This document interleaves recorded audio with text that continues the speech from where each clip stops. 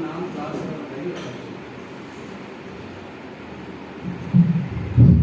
मेरा नाम Arif Khan, BSc mathematics second semester का छात्र हूँ और आज युवा समाज के शुभ अवसर पर एकता और एकजुटता पर अपना विचार प्रस्तुत करते हैं।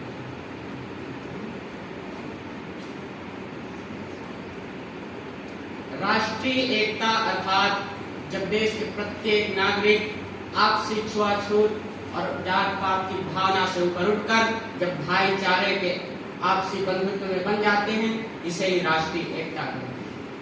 राष्ट्रीय एकता प्रत्येक राष्ट्र के लिए अत्यंत महत्वपूर्ण होता है। राष्ट्रीय एकता किसी भी राष्ट्र के लिए एक शक्तिशाली हथियार का काम करता है, जो उस राष्ट्र की सुरक्षा के साथ साथ विकास में भी अहम भूमिका निभाता है। यूं कहें तो जिस देश की राष्ट्रीय एकता मजबूत होती है, वो राष्ट्र भी मजबूत होता है, सक्षम होता है, सुदृढ़ होता है। इसके विपरीत जब जब किसी देश की राष्ट्रीय एकता खंडित होती है, वो देश कमजोर पड़ जाता है। आज हम अपने भारत देश के इतिहास को पन्ने पलट कर देखें तो पाते हैं कि जब जब हमारी भारत की राष्ट्रीय एकता कमजोर हुई है, बाहरी शक्तियों ने इसका गलत फायदा उठाया है। यही कारण है कि कभी देश अंग्रेजों का गुलाम भी हो चला था, लेकिन जब अंग्रेजों का अत्याचार बढ़ा और भारत के लोगों के हृदय में एकता की भावना जागृत हुई, तो महात्मा गांधी जी के नेतृत्व में भारत के प्रत्येक जाति धर्म वर्ग के लोग जब भारत को स्वतंत्र करने के लिए एक साथ एकजुट होकर आजादी की लड़ाई में चल पड़े, तो इसी एकता के सामर्थ्य के शक्ति का प्रभाव है कि सालों से राज कर रहे अंग्रेजी हुकूमत को जड़ से मिटा डाला और इसी कारण आज देश स्वतंत्र है, आजाद है, मुक्त है। आज पूरे विश्व में भारत के अलावा और भी कोई शायद कोई राष्ट्र होगा जिसमें इतनी विविधता से भरे लोग निवास करते होंगे। यहाँ अनेक जाति धर्म रंग रूप भाषा संस्कृति के लोग एक साथ निवास करते हैं, लेकिन फिर भी यहाँ की विविधता कभी इसकी व्यवस्था नहीं अपितु विशेषता बनकर रही है।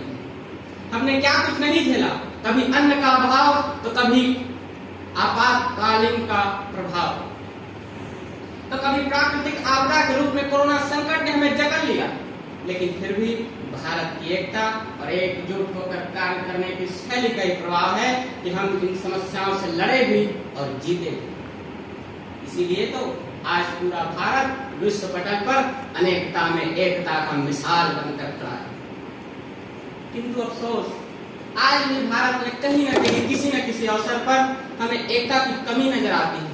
भारत के लोग कभी मंदिर मस्जिद के नाम पर तो कभी लाल हरे झंडे के नाम पर आपस में लड़ते हुए नजर आते हैं।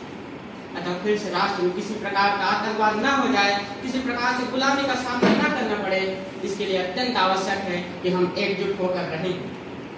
इसीलिए भारत के विभिन्न महापुरुषों से लेकर भारत के संविधान में भी भारत की एकता और अखंडता को बनाए रखने के लिए विशेष आह्वान किया गया है।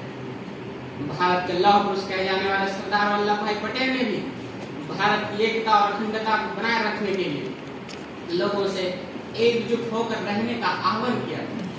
अतः इस मंच के माध्यम से मेरा भी आप लोगों से यही विनम्र अनुरोध है कि एकता के महत्व को समझें और एकजुट रहें, क्योंकि एकता के बिना कोई राष्ट्र लगाम के बिना घोड़े के समान हो जाता है, जो अनियंत्रित हो जाता है, विचलित हो जाता है।